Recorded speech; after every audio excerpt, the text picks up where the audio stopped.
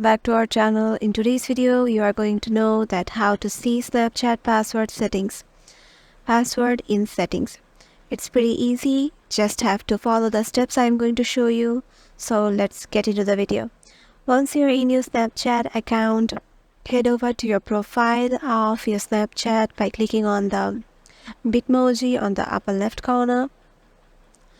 Then click on the settings icon on the upper right corner to go to the settings option, and there you can see an option named password.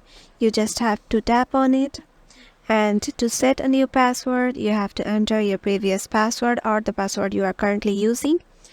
If you have already forgot your current password, you just have to click on forgot your password, and Instagram will help you out with making a new password. They will just send you a verification code to your phone number or email that you have used to sign up in Snapchat,